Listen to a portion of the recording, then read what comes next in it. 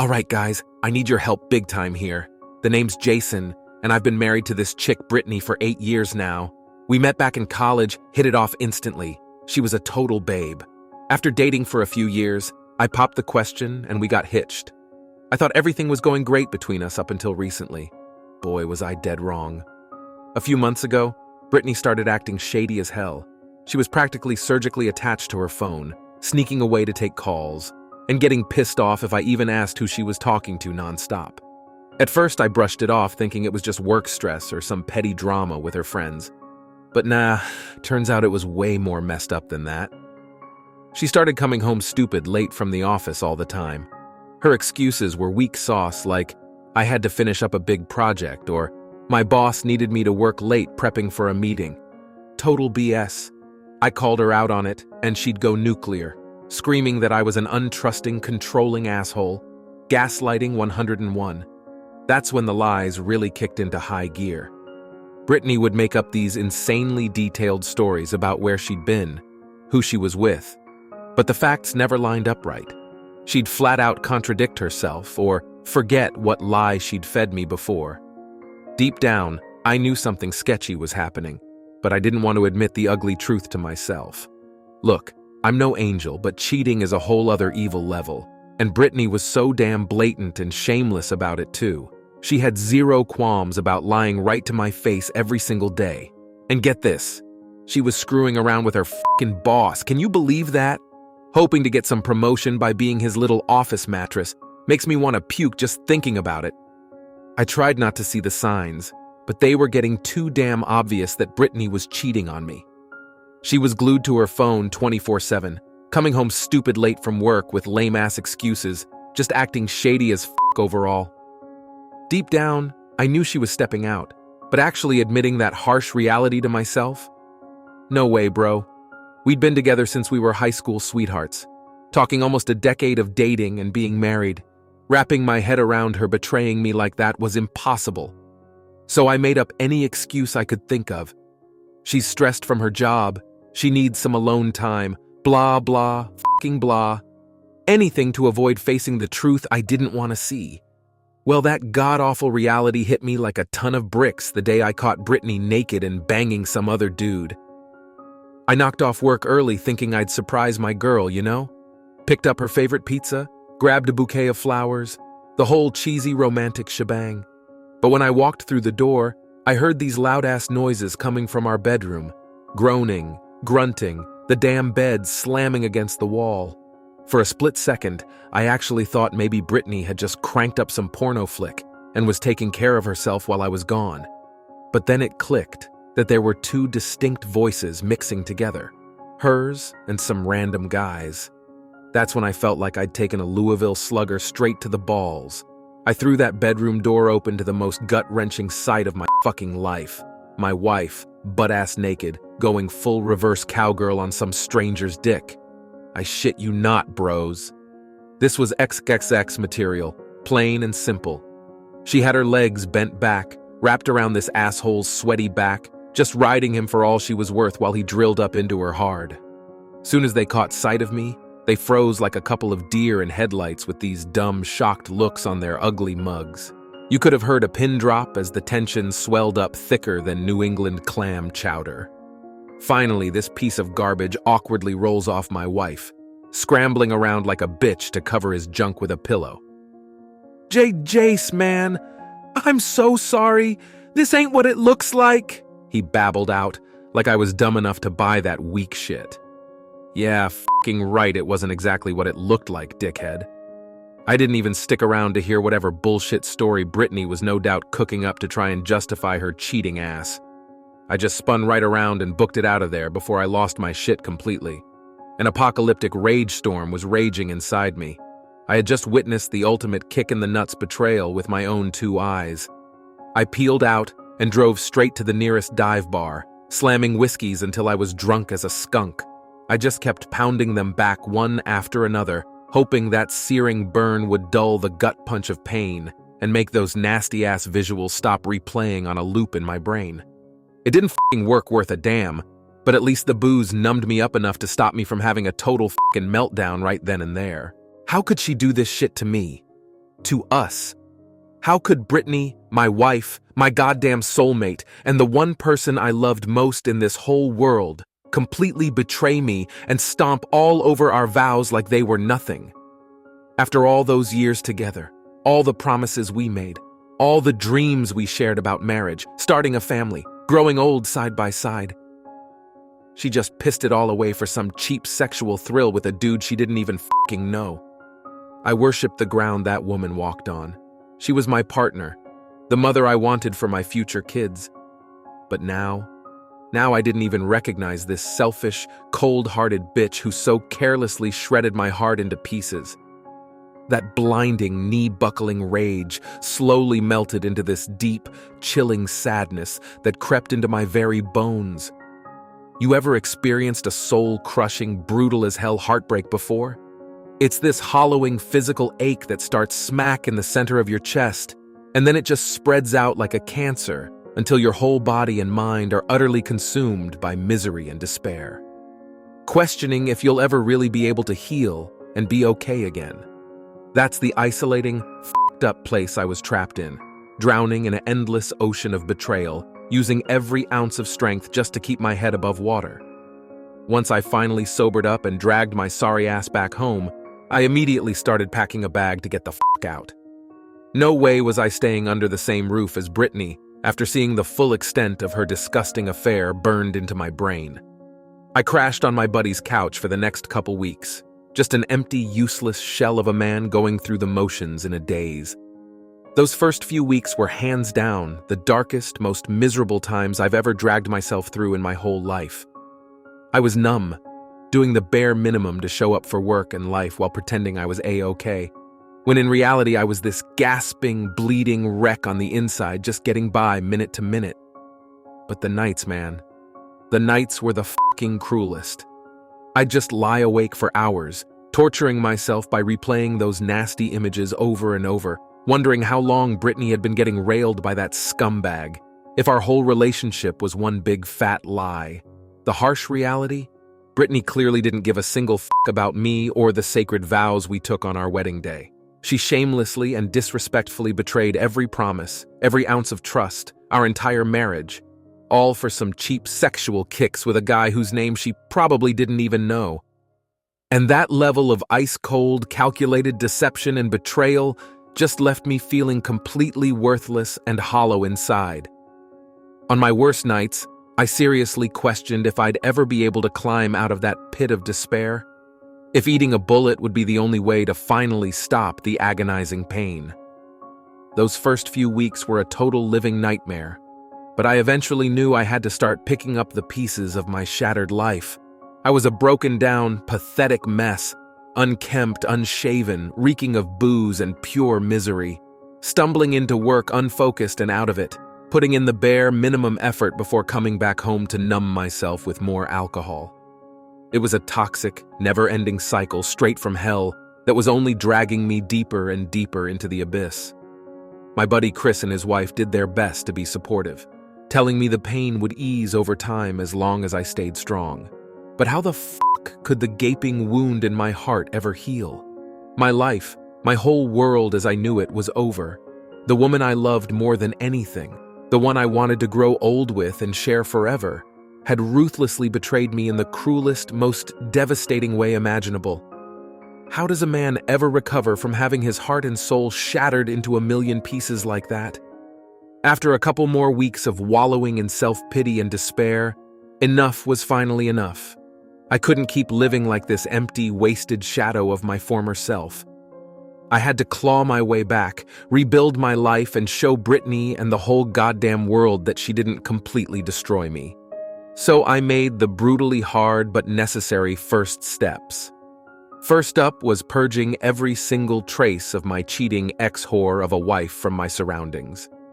I went back to our house, well, my house now, and mercilessly threw out anything that reminded me of her or our sham of a relationship. Clothes, photos, sentimental keepsakes, the mattress we used to make love on. It all got chucked out onto the front lawn like the trash it was to me now. Felt unbelievably cathartic too, like I was cutting out the cancer she'd planted inside me. Next, I went on a total deletion frenzy, scorched earth style, across all my social media and online accounts.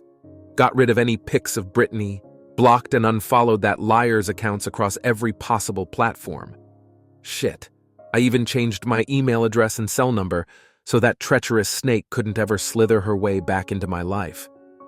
Cutting her out completely and starting fresh was priority number one. With that possessions and digital life purge complete, I could finally turn my attention to rebuilding my physical and mental state from the ground up. I hit the gym hard as hell, channeling all my pent-up anger, pain, and negative emotions into lifting weights until I was past the point of exhaustion. Feeling those toxins getting sweat out as I reclaimed my body was beyond therapeutic. It was like rewiring my mind and regaining control over myself piece by piece. And of course, I had to ditch that sad, unkempt, alcoholic look and be all of despair. I finally got a much-needed haircut and deep clean shave to look human again. Then I grabbed every last bottle and can of booze in the house and poured it all down the goddamn drain. Watching the old me reemerge from that disheveled husk was the kick of self-confidence and pride I desperately needed to keep clawing my way back to being a man again. Over the following weeks and months, I kept chipping away at self-improvement and emotional healing one little step at a time. Whenever I felt those depressive episodes start to creep back in, I doubled down on going to therapy to work through the betrayal trauma, surrounding myself with friends, family, getting out more, meeting new people, doing anything to avoid isolating myself in the house where Brittany's sickening affair went down. I rediscovered old hobbies and passions I'd neglected too.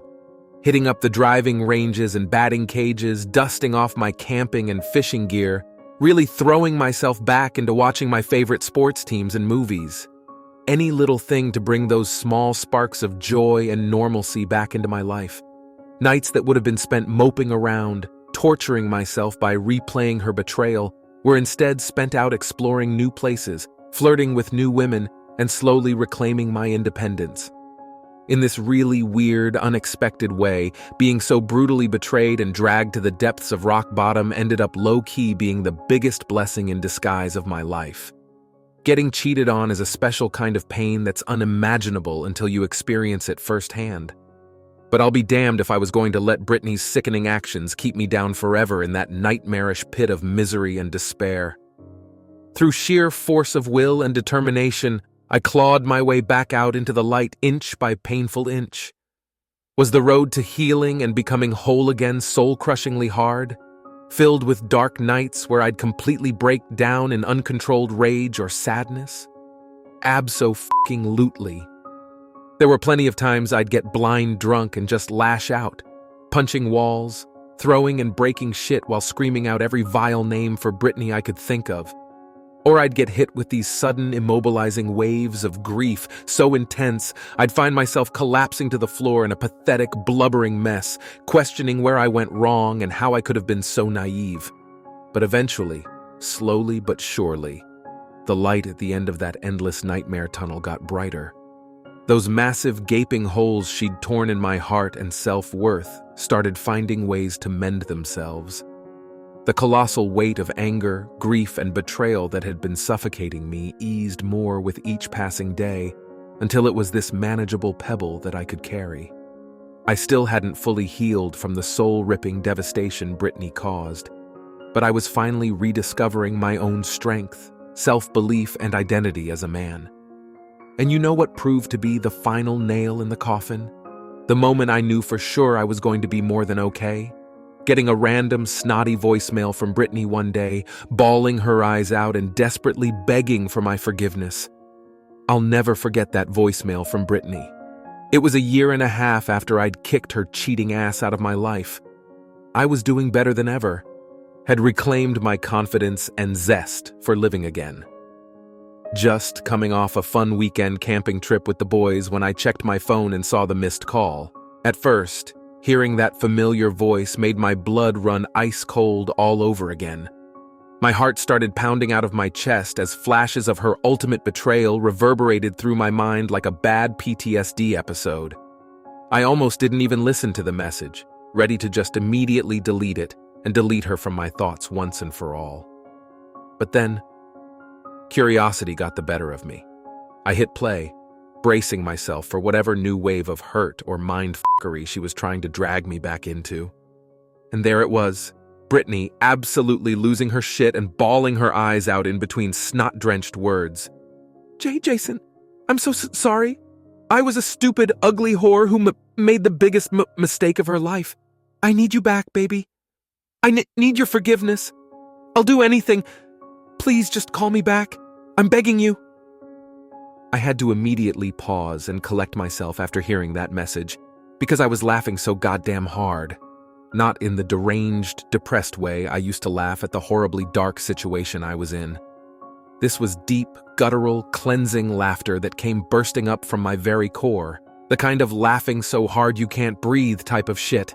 Because in that moment, listening to the woman who brutalized me in the most sadistic way possible, the cheating liar who tried to ruin me, now sniveling and begging my forgiveness like a pitiful dog with its tail tucked between its legs, that was the moment I knew I'd won. I played it again, laughing even harder at the pathetic, garbled words and how badly Brittany's karma had caught up to kick her squarely in the teeth. All those months and years of torturing myself over her betrayal, thinking I wasn't enough for her, feeling worthless and hollow, it all came full circle in the most vindicating way. She was the one overwhelmed with hurt and sorrow now, realizing what an irredeemable piece of trash she truly was for doing what she did. And I was the one who got to feel that delicious power of looking down on her grotesque, sobbing pleas and saying, "No, you don't get my forgiveness." I let her voice message keep ringing out for hours on end, petty as it sounds, soaking in every desperate syllable, every snotty cry for mercy. And when I finally did respond, it was with a cold, concise text that granted her no warmth or sympathy. "We're over for good. Never contact me or anyone else I care about again." That was the closure I didn't know I needed until it finally happened. One last futile reach from Brittany's ugly, shriveled heart for some kind of reprieve or peace of mind. But she was never going to receive that from me. Not after what she did. Having the emotional upper hand at last was a high so satisfying, words can't do it justice. I was over her, over the mind games, over the betrayal and anguish she'd forced me through for so long. I was free. From that day forward, any lingering baggage or trauma I was still holding on to melted away. Of course, the memory of her unspeakable deception would always be seared into me, and I'm definitely not the same happy-go-lucky guy I was before it all went down.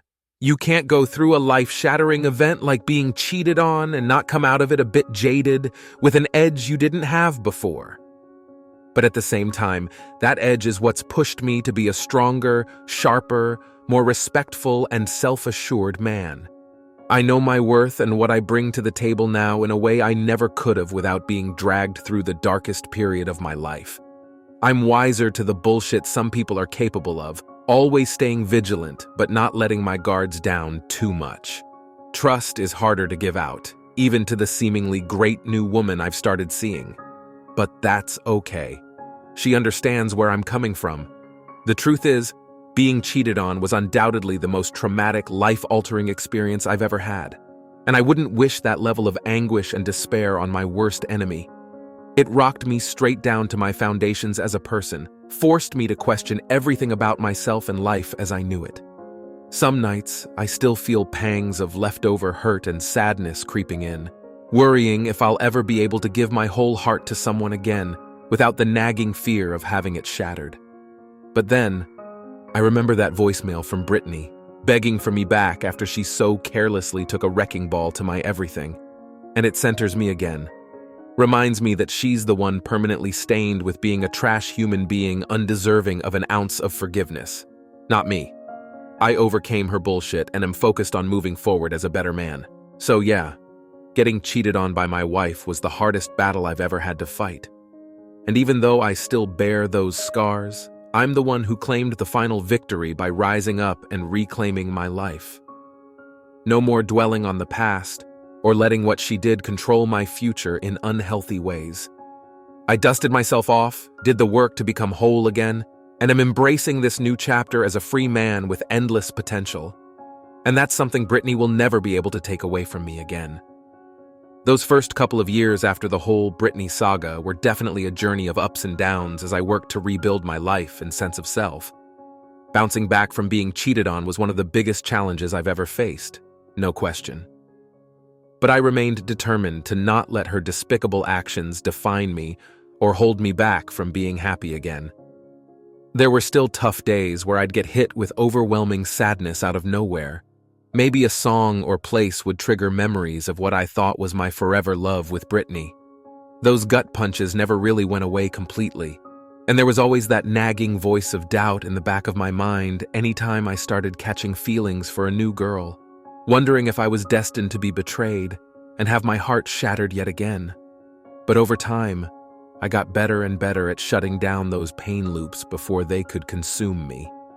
Hitting the gym hard gave me an outlet to sweat out negative emotions. Hanging out with my buddies, grabbing drinks, shooting the shit about anything other than my cheating ex-wife, that fraternity was crucial in those early years for keeping me grounded and focused on the present.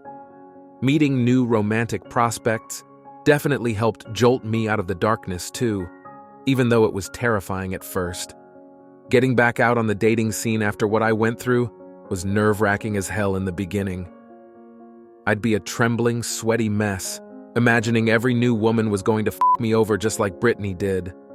But each healthy relationship, even if they didn't last, chipped away at that trauma just a little bit more.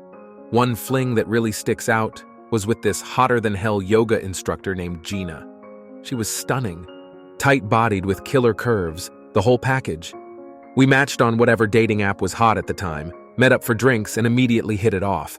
Great sense of humor, down to earth, a woman comfortable in her own skin, which is always sexy. That first night of passionately ripping each other's clothes off and ravaging her body all over her apartment, unfuff.it quote, S, still seared into my spank bank to this day. We rode that initial hot streak for a couple of months before her crazy jealousy and trust issues ultimately tanked things. Gina was coming out of her own shitty breakup and would constantly accuse me of cheating or talking to other women whenever my phone went off. I tried to be understanding and patient, since I knew where that insecurity stemmed from, but she took it way too far. We'd be out with friends and she'd lose her mind if I so much as glanced in another woman's direction. I felt like I was walking on eggshells 24/7 to not provoke her jealousy or set off another nuclear fight. By the end, we both knew it was time to pull the ripcord before resentment set in and things got even uglier. Gina admitted her trust issues from her last relationship were still too fresh and unresolved. And despite the insane sexual chemistry we had, I realized I was still too skittish and closed off myself to be able to nurture a genuinely intimate bond again so soon after Brittany's treachery. I think we both needed more time to heal. But man, for those few hot, primal months we were together, Gina was exactly the kind of fun-as-hell distraction and rebound sex I desperately needed at that point. Not only did her tight body and skillful bedroom talents provide a healthy outlet to release some pent-up frustration, having her constant desire for me stroked my shattered ego back to life. It was a confidence booster feeling wanted and worshipped by such a beautiful, passionate woman after having my self-worth decimated by my ex-wife's betrayal. We didn't part on bad terms either. Gina and I are still friends who hook up for a raunchy night of no-strings-attached sex whenever we both happen to be single at the same time. Just lots of complimentary teasing, built-up tension, then explosive release. No feelings, no possessiveness, no relationship drama. Just two grown adults blowing off lusty steam together before going our separate ways again with big grins. It's the perfect arrangement for keeping those lingering, lonely nights at bay without the headache of a high-maintenance girlfriend. Gina was the first of a handful of flings and casual dating experiences over those next couple years that slowly chipped away at my grieving process. Each new connection gave me a little more confidence, helped rebuild my shattered self-esteem, and reinforced that I was worthy of being loved again. That there were plenty of loyal, trustworthy women out there who wouldn't stomp all over my heart like Brittany did. It was a gradual process, for sure. And there were definitely setbacks and backslides where I'd isolate myself, swearing off women entirely only to re-download those dating apps a month later, feeling antsy and alone. But I kept persevering, kept putting myself out there little by little. I deserved to be happy again, goddammit. Brittany didn't get to have that power over my life anymore. Little did I know during all that personal reclamation, I was being set up for an even bigger romantic glow-up that would change everything once again. As I continued putting myself out there and reclaiming my independence after Brittany, life threw me another curveball I never could have predicted. It started with me randomly matching with this crazy beautiful girl named Kayla on Bumble. We're talking Instagram model looks, long honey blonde hair, piercing blue eyes, body that just didn't quit. Definitely out of my league on paper, the type I usually swiped right on just to boost my shattered ego before expecting crickets. But for whatever reason, Kayla actually responded to my opener, and not just with a one-word reply either. This girl came out of the gates hot with an eagerness and playfulness that immediately grabbed my attention. We vibed hard over our shared love of inappropriate dark humor, raunchy memes, you name it. There was just this effortless back-and-forth banter, flirty rapport that made me forget I was talking to someone who looked like an actual goddess. After texting basically non-stop for a few days, we decided to meet up for drinks at a swanky cocktail lounge. I figured with Kayla being as gorgeous as she was, she'd either flake last minute or show up with an ego the size of Jupiter. But nope, she showed up 10 minutes fashionably late in a skin-tight burgundy dress that hugged every curve, looking even more stunning than her pictures if you can imagine. And the second we made eye contact, she flashed me this warm, almost sheepish smile and mouthed, "Hi there," like we were already old friends. From that very first in-person interaction, it was just easy with Kayla. She had this infectious, sunny disposition, goofy sense of humor that made her beautiful looks almost an afterthought. We clicked over drinks, swapping ridiculous dating war stories and jokes until our eyes were watering from laughter. When she let slip that she was a huge stoner too after a sly bong-rip joke, I knew it was destiny. Kayla radiated this authenticity and confidence so few people possess these days. She was totally unbothered by societal bullshit and owned every part of who she was. We rapid-fire bonded over our shared childhood struggles too, in a way that made me feel like I'd known her forever. Like she just got me on a deep, emotional wavelength very few people ever have before. After crushing a dozen cocktails and flirting shamelessly back and forth that night, Kayla finally leaned over and murmured something I'll never forget. "Your place or mine?" Now I'd played it cool all night since I never expect girls as gorgeous as her to be so upfront about wanting sex. But the split second she gave that sexy invitation, I swear to God every muscle in my body instantly tensed up. We made the short stumble back to my apartment in a hungover, delirious fit of giggles and groping, hands all over each other's bodies, desperately trying not to rip our clothes off before making it through the front door. When we finally did collapse into bed, it kicked off the most passion-soaked night of sexual feasting I'd ever experienced. I'm talking multiple rounds, blending into an erotic massage intermission at one point as we quoted raunchy lines from old Eddie Murphy movies between fits of laughter.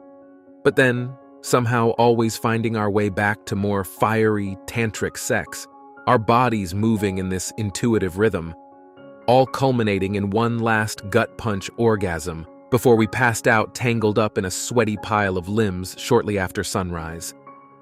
Those first few months of being intimate with Kayla were truly some of the most euphoric, spellbinding weeks of my entire life. I'd been with a decent number of women by that age, but never had I experienced a sexual connection that electric. We both lost all sense of time and reality whenever we got between the sheets, like the rest of the world dissolved away into these blissful pockets of ecstasy and satisfaction. Our uncanny chemistry between the sheets seamlessly translated into our day-to-day lives, too.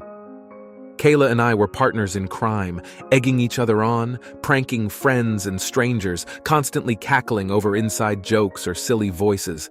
Her giddy, vibrant personality lifted my spirits on even my gloomiest days, infecting me with a refreshing childlike zeal for life, and playing that I never wanted to lose.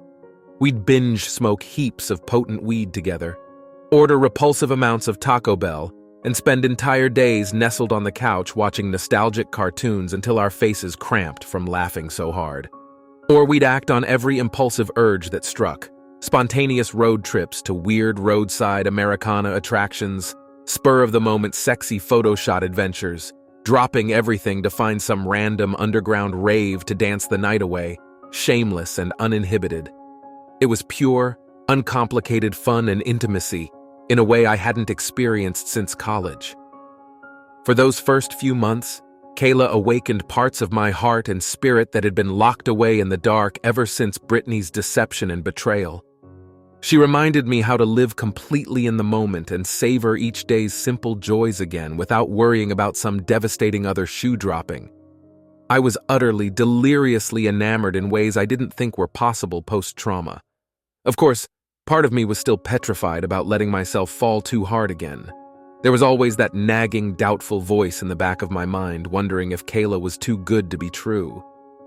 If eventually the other shoe would drop, and I'd end up a broken, shattered mess like before, once the initial honeymoon bliss wore off. Anytime she was short with a text reply or got annoyed with me over some minor grievance, I'd spiral into anxious overanalysis, wondering if it was happening all over again. But Kayla never gave me any concrete reasons to doubt her love or loyalty those first few months. If anything, she went out of her way to make me feel safe, to gradually reaffirm her adoration for me through the sweetest words and unconventional romantic gestures. What we had just seemed different, you know? A relationship formed over two shattered souls finding genuine healing and freedom in each other's unchained authenticity, not just lust or infatuation. So could it last? Would the other shoe inevitably drop like my demons warned? Or was Kayla officially the salve that helped me conquer those last lingering bits of trauma and trust issues for good? Only time would tell.